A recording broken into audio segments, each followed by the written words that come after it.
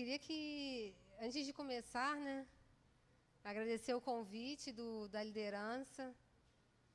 Eu que estou honrada, Joyce, de estar aqui hoje. Estou muito feliz.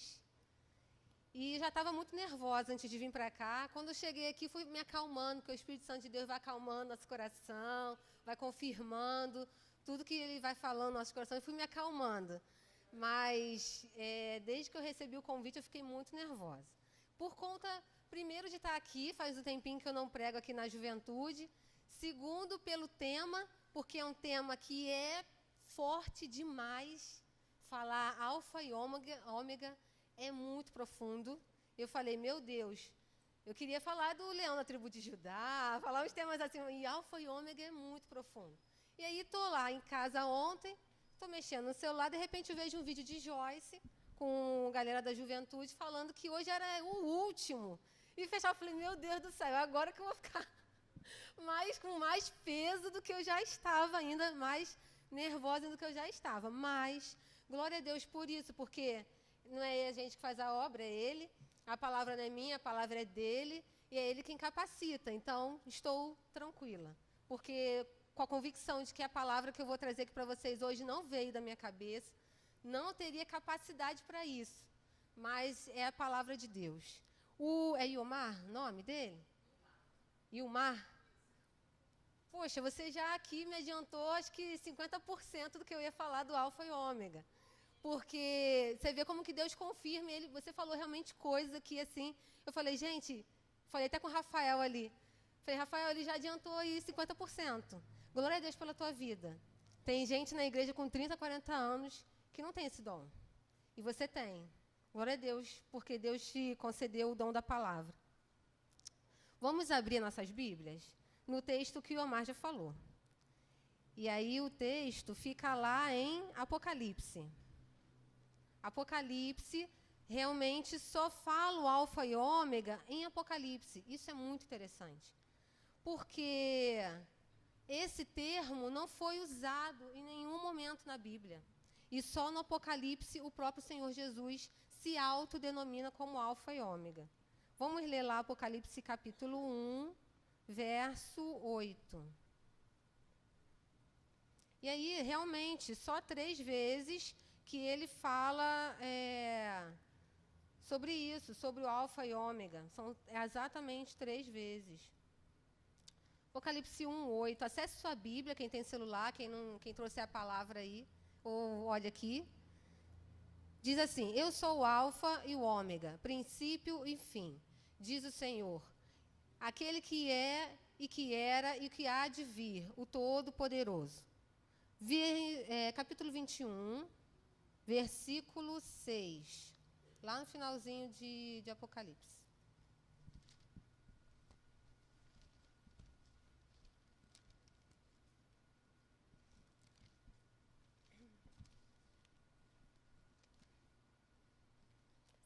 Verso 6 vai dizer assim, e disse-me mais, está cumprido, eu sou o alfa e o ômega, o princípio e o fim. A quem quer que tiver sede, de graça lhe darei da fonte da água da vida. E o terceiro é 22, 13. 22, 13, ele vai dizer assim, eu sou o alfa e o ômega, o princípio e o fim, o primeiro e o derradeiro. Desses 3, o que eu mais gosto e o que a gente mais usa, e foi falado, citado aqui diversas vezes, desde a oração, que Mara orou, Elmar aí no louvor, é o 1, verso 8. Acho que todo mundo gosta muito de falar isso, porque ele fala o alfa e o ômega, o princípio e o fim, o que é, que era e há de vir. Quando o João escreveu essa carta, carta não, minto, não deixa de ser uma carta ao Apocalipse, às igrejas,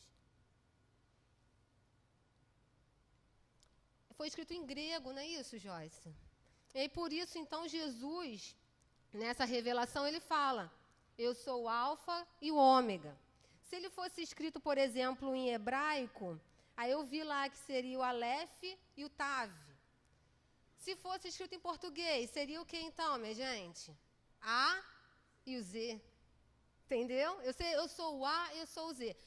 Tem muitos livros de conceitos, por exemplo, alimentação ideal de A a Z.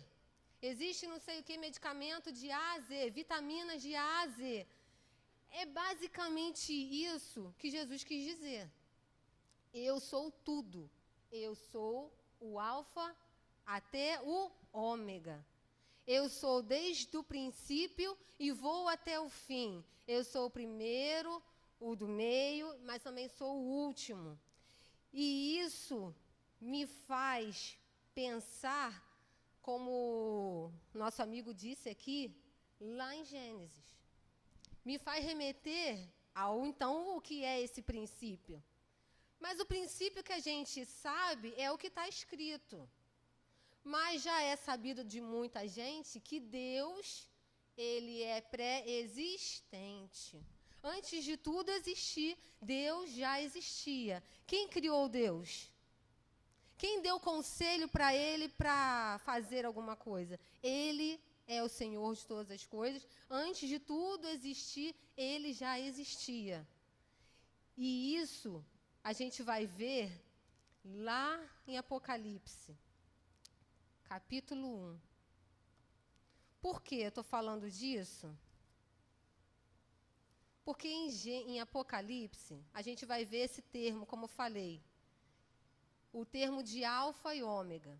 Só que, entretanto, porém, mais uma vírgula, esse conceito de princípio e fim já foi dito antes, lá no Velho Testamento. E lá no Velho Testamento, em Isaías 41, verso 4, vai dizer assim, o próprio Deus falando, entendendo, gente, a gente botando pingo nos is aqui, é interessante a gente entender que em Apocalipse é o próprio Senhor Jesus se revelando ali a João. João na ilha de Patmos, preso, João discípulo de Jesus, tá, gente? E aí, em Isaías, o próprio Deus aqui falando, 41, verso 4. Quem operou e fez isto, chamando as gerações desde o princípio?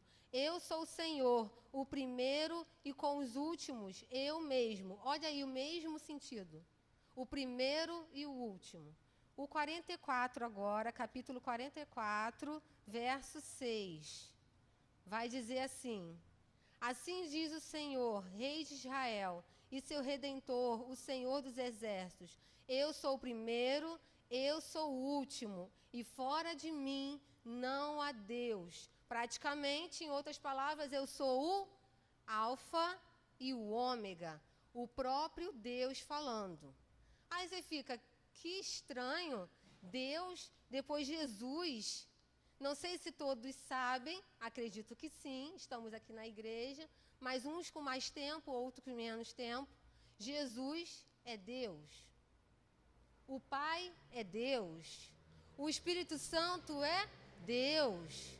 E aí então a gente vai falar de um Deus que é triuno, de uma trindade. Não vou entrar em méritos, não sou teóloga, vou jogar aqui a responsabilidade depois para a Joyce explicar aí quem quiser entender mais, Diogo, os outros seminaristas, porque estamos falando de um Deus que é uma trindade. Você falando assim, então existem 3 deuses? Olha o que você está falando. Não, somos monoteístas, cremos em um único Deus. Sendo que esse Deus, ele é 3.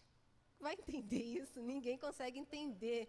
Por mais que se explique, e por mais que os teólogos discutam, por mais que fale e exemplifique, é um negócio muito doido, cara. É uma coisa assim que você fica, meu Deus, o que é isso?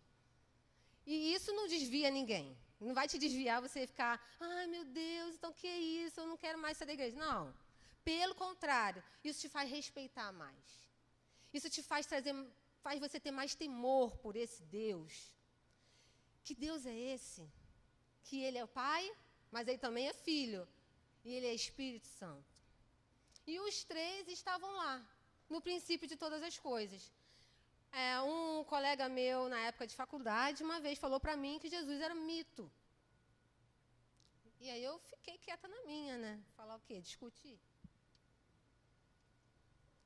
Mas a verdade é que uns dizem que Jesus é mito, algumas religiões vão dizer que ele nasceu, estamos em 2016, nasceu há 2016 anos atrás, e ali que a história de Jesus começou, no ventre de Maria, concebido pelo Espírito Santo.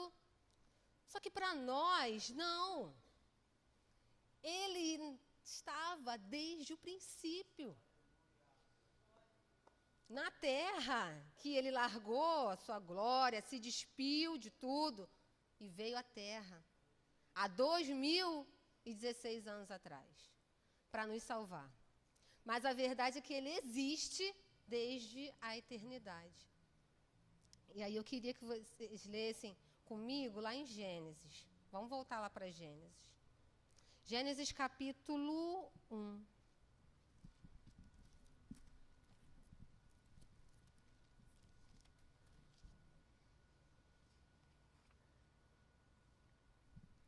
Versículo 1. No princípio criou Deus os céus e a terra. Falamos já aqui que os três são Deus. Então, eles criaram os céus e a terra. Aí a gente vai seguir para o capítulo 1 ainda, no verso 26. No verso 26, olhem isso que ele vai dizer. E disse Deus, façamos, grifa aí na sua Bíblia, olha isso. Façamos. Deus falando, façamos o homem a nossa, no plural, hein? Nossa imagem, conforme a nossa semelhança. Vamos até aqui. Poxa, no início lá está falando que é um... Nós vamos ler. Então disse o Senhor Deus, eis que o homem é como nós, é um de nós, sabendo o bem e o mal. Dá uma paradinha aí. Olha o contexto. O contexto é, nesse meio tempo nós pulamos várias coisas, né? Estamos só lendo aqui alguns versículos. Deus criou a terra, preparou todo o ambiente para aquele homem. E aí Deus vai e cria o homem de acordo com a sua imagem e semelhança. Aí tudo acontece, cria lá a Eva para Adão. Aí vem a serpente, vai, fala toda aquela situação lá. O homem peca, come do fruto, do bem e do mal. E aí que Deus vai e diz, então disse o Senhor Deus, eis que o homem é como um de nós, sabendo o bem e o mal. Ora, pois, para que não estenda a sua mão e tome também da árvore da vida e coma e viva eternamente, o Senhor Deus, pois, o lançou fora do jardim do Éden para lavrar a terra de que fora tomado. E havendo lançado fora o homem, pôs querubins ao oriente do jardim do Éden e uma espada inflamada que andava ao redor para guardar o caminho da árvore da vida. Eu sempre ouvi, desde criança, que como Deus fez isso com o homem, colocou os querubins com espada desembainhada, para não deixar o homem entrar, senão o homem ia morrer. E, sabe, eu ficava com aquilo na minha cabeça, imaginando aqueles querubins enormes ali. Se o homem botasse o pé, cortava a garganta do homem. Poxa, que Deus ruim, né? Que Deus mau, cara. Porque, poxa, ele cria tudo aquilo. Aí o homem faz isso de errado. Vai morrer agora. Mas, quando eu li esse texto, quando cresci mais um pouco, e aí comecei a ler a Bíblia... E aí eu fui ler esse texto mesmo, porque às vezes a gente vem para a igreja e só ouve as pregações, né?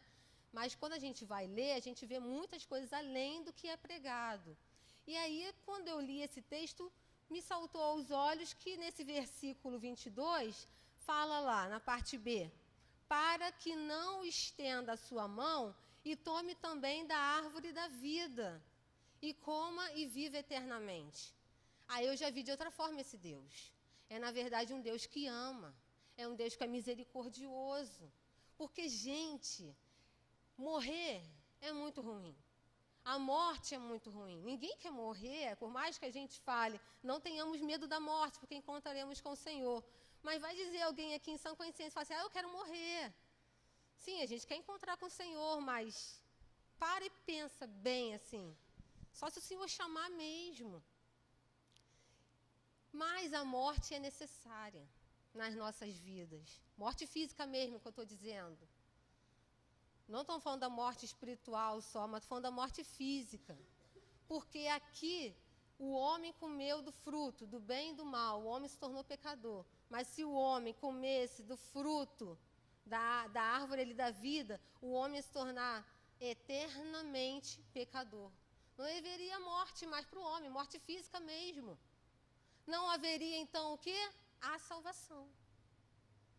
Como que haveria essa transição de largar esse corpo que Paulo fala, largar esse corpo que é corruptível e recebermos um corpo que é incorruptível na eternidade com o Senhor? Como que haveria isso? Isso ficaria impossível. Deus logo falou, tira o homem daí, tira, põe os querubins com a espada desembainhada, o homem não pode mais entrar aqui. Se o homem comer de novo dessa árvore, não vai ter chance para o nosso plano. Mas e que plano era esse? O plano da salvação. Uma vez eu ouvi uma pregação de um pastor americano, e aí ele pregava e tinha um intérprete, ele bem pretinho, desse tamanho, mas que unção daquele homem. Eu não vou saber dizer o nome dele, eu assisti o DVD e tudo. E ele, na cabeça dele, assim, ele imaginando a Trindade conversando. E aí estava ali o Pai, o Filho e o Espírito Santo, conversando.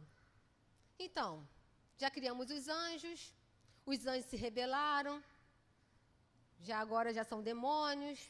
O que nós vamos fazer? Precisamos fazer alguma coisa. E aí Deus vai e fala, então vamos criar o homem. Aí eles falam, mas como vão criar esse homem? Não, vamos criar ele com livre-arbítrio. Aí Jesus fala, mas e se ele pecar? E se ele não quiser? E se ele errar? Aí Deus fala, mas não sei, o que nós podemos fazer? Temos que criar então um plano B. Vamos criar alguma coisa para salvar esse homem. E aí Jesus mesmo se voluntaria. Jesus fala, já sei o que eu vou fazer. Eu mesmo vou descer à terra, eu mesmo vou me doar e vou me dar para salvar ele. Antes de criar tudo, Deus já tinha um plano pré-estabelecido. Antes de criar todas as coisas, de criar o homem, antes de criar como seria essa terra, Deus já criou todo o plano da salvação. E aí, a gente vê que Deus estava no início de todas as coisas, Jesus junto com ele e o Espírito Santo. Assim, ele é quem? O Pai da eternidade. Jesus, ele é o Pai da eternidade. Então, quando ele fala que ele é o Alfa e o Ômega, ele está nos dando esperança. Ele está nos dando fé. Porque, assim, eu botei uma pergunta aqui. O que seria ser o primeiro e o último? Ser o primeiro e o último em relação à nossa fé. Porque não tem como a gente falar de tudo isso aqui que eu estou falando se não tivermos fé nisso. Porque o que falta nos que não têm Deus é a fé. Por isso que dizem que ele é mito, por isso que dizem que é uma história, por isso que o coração continua endurecido, se não for a fé. Mas a fé nada mais é do que um dom de Deus. E aí o texto fala que a fé é um dom de Deus. Somos salvos pela graça por meio da fé. E isso não vem de vós, é dom de Deus. É dom de Deus, vem de graça. Vamos ler esse texto? Esse texto está muito lindo. Esse texto está lá em Efésios. Efésios 2, verso 8.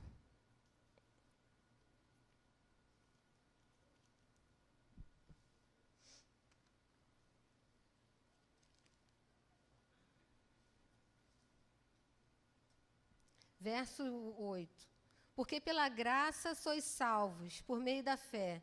E isso não vem de vós, é dom de Deus. Não vem das obras, para que ninguém se glorie, porque somos feitura sua, criados em Cristo Jesus, para as boas obras, as quais Deus preparou para que andássemos nelas. Alguém pode dizer que... Uma vez eu preguei isso... Falei isso na IBD. Que alguém pode dizer assim, porque faz muita coisa, vai receber... Porque faz muita coisa, então Deus se agrada mais daquela pessoa. Não necessariamente, porque isso não vem da gente. Isso é dom de Deus, isso não vem pelas obras, para que ninguém fique se gloriando. Mas é interessante, já que eu toquei nesse assunto, não estava nem na palavra, não. Mas já que eu toquei nisso, para a gente explicar um pouquinho só, porque como eu dou aula e tudo, tem gente que dá aula, a gente gosta de explicar as coisas. Naquele dia, que dia é esse que eu estou falando? No dia do arrebatamento. Porque já que a gente está falando de alfa e ômega, vamos falar então do ômega. Lá naquele dia, lá na frente. Que eu não vou dizer nem que é tanto lá na frente. Alguém sabe dizer? Porque eles amavam muito uns aos outros? Ou porque eles criam que Jesus podia vir a qualquer momento e não precisavam de nada? Uma vez alguém me falou isso. Falou, na verdade, na igreja primitiva, eles não queriam nada. Porque eles acreditavam que Jesus vinha, Joyce, a qualquer momento. Para que você vai querer? Essa bolsa, esse cara? Não é nada. Toma aqui, ó. Jesus vai vir. Para que eu vou querer? Não vou levar nada. Mas aí os anos foram se passando, milênios, séculos, e a gente está mais agarrado do que nunca às coisas dessa terra. Mas Jesus vai vir. Se eu não ver Jesus em morte, quero vê-lo no arrebatamento. E aí vai vir o arrebatamento. Os mortos ressuscitarão e aqueles que estarão vivos serão arrebatados no abrir e fechar de olhos. Quantas vezes você já piscou aí? Ou você percebe que pisca? Às vezes a gente nem percebe que pisca. É muito rápido, é fração de segundos. E naquele grande dia que seremos arrebatados, encontraremos com o Senhor nos ares. E lá, com o Senhor, haverá um momento chamado Tribunal de Cristo. Não é o juízo final ainda, porque o juízo final será para aqueles, todos que não aceitaram a Jesus. O juízo final será para os não salvos, mas o Tribunal de Cristo para aqueles que forem arrebatados e para aqueles que morreram com a salvação em Cristo Jesus. E aí haverá o Tribunal de Cristo. No Tribunal de Cristo, estará o Senhor Jesus lá e ele vai começar a chamar. Diogo, se apresente aqui. Me mostre tudo que você fez, me mostre as suas obras. Aí Diogo vai apresentar todas as obras. Jesus vai pegar todas aquelas obras de Diogo e vai passar no fogo. O que sobrar, de acordo com o que sobrar, ele vai receber o galardão dele. Alguns vão chegar com um monte de coisas, mas tudo madeira, que não resiste ao fogo. Muitos vão chegar com muito volume de palha, que não vai passar em nada. Mas outros chegarão com pequenas coisas, muito preciosas, que quando passar no fogo vai se tornar mais puro ainda. Assim será naquele dia. Não estou falando de salvação, mas estou falando de obras na casa do Senhor. Talvez você esteja fazendo a obra do Senhor, por isso que ele fala aqui, não vem das obras para que ninguém se glorie, mas é importante a qualidade dessa obra que você tem empenhado na casa do Senhor. Não adianta você achar que você vai fazendo muita coisa e Deus vai te honrar, e fazendo muita coisa, naquele dia você vai ganhar um grande galardão, mas é a qualidade, é a intenção do coração que Deus está vendo. Às vezes é aquela pessoa que faz, às vezes, um pouco assim, mas com qualidade, o Senhor mais se agrada. Então, assim, estejamos atentos como tem sido a nossa vida na presença do Senhor. Porque Ele é o Alfa e Ele é o Ômega. E assim, eu queria só deixar um outro texto aqui, que Ele é o autor e consumador da nossa fé. É aquele que começou a boa obra e há de aperfeiçoar até o dia do Senhor Jesus Cristo. E eu queria que nós lêssemos João 3,16.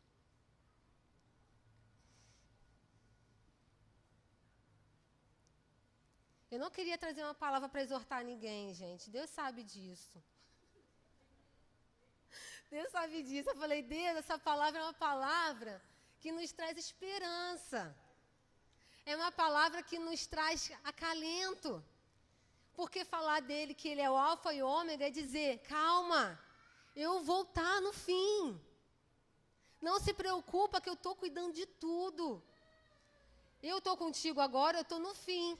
Mas e como que estará a nossa vida nesse fim? Isso a gente tem que pensar.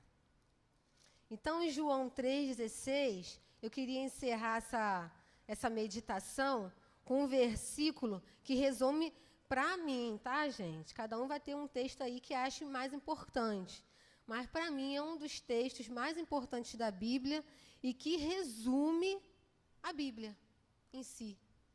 Porque do início, de cabo a rabo, do início ao fim, é falando de Jesus, é falando da salvação, é falando dessa busca incessante de Deus, nessa ligação dele de trazer o homem para perto de si.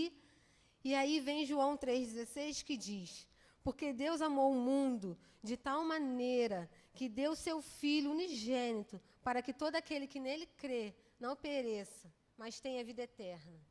Então aqui, ele diz que ele é o alfa e ele é o ômega, porque desde o início, ele deu seu Filho, desde a criação, para que lá no fim, a gente tenha junto com ele a vida eterna. Que venhamos buscar incessantemente essa vida eterna. Venhamos confiar cada vez mais nesse que é o alfa e o ômega. É o que faz o sentido, é o que traz o sentido das nossas vidas. Amém? Amém, Joyce? Vamos orar? Eu nem orei para começar, né? Mas Jocarim orou. Vamos orar? Eu queria que, se Joyce me der a liberdade, eu queria que viesse aqui na frente, você que está com dúvidas sobre a sua fé em Deus, você que está nesse momento, talvez, de fraqueza, de dificuldade. Quando estava vindo para cá, eu lembrei de um louvor da Nívia Soares, que ela diz assim, estar aqui é sempre tão difícil, olhar em volta e não ver mais que a escuridão, que as ondas tentam a cada dia nos afastar de Deus, mas é crendo nele, que ele é esse alfa e esse ômega, a gente consegue colocar nossa fé nele, consegue colocar nossa esperança nele. Nossas forças nada são. Eu sei que para muitas pessoas estar aqui hoje foi difícil. Para algumas outras, vieram simplesmente. Mas para muitas, estar aqui foi uma dificuldade. Se você não quiser vir aqui na frente, queria pedir que você colocasse a mão no seu coração. Coloca a mão no seu coração para fazer essa oração por você. Muitos momentos da minha vida, e até hoje, eu me senti muito fraca, me senti com muita dificuldade. Pensei até em duvidar da salvação. Será que sou? Será que não sou salva? E se Jesus vier hoje, será que estarei preparada? Mas a nossa esperança não vem de nós mesmos. A nossa esperança vem dele. Porque ele estava no princípio e ele está aqui hoje e ele vai estar lá no fim. E ele vê o nosso coração. Ele sonda nosso coração, ele sabe de cada uma das nossas necessidades. Ele não nos julga como o mundo julga. Porque às vezes a gente fica um dia sem vir para a igreja, alguém já chega, você está bem, está desviado, está tudo bem. Deus não nos julga, Deus não vê a aparência. Deus vê o nosso coração. Deus sonda o íntimo do nosso ser. E aí por isso que o mais importante é ser do que ter, é ser do que fazer. Que sejamos filhos na presença de Deus. Quando Ele nos chama para perto, quando Ele nos chama, que sejamos filhos ao ouvir a voz do Pai. Que não resistamos a ouvir a voz de Deus. Porque Ele é o alfa, Ele é o ômega das nossas vidas. Põe a mão no seu coração, queria fazer uma oração por você. Senhor Deus, estamos aqui nessa noite, Senhor, com nosso coração diante de Ti, quebrantados diante de Ti, Senhor, porque cremos, ó Pai, que Tu és tudo para nós.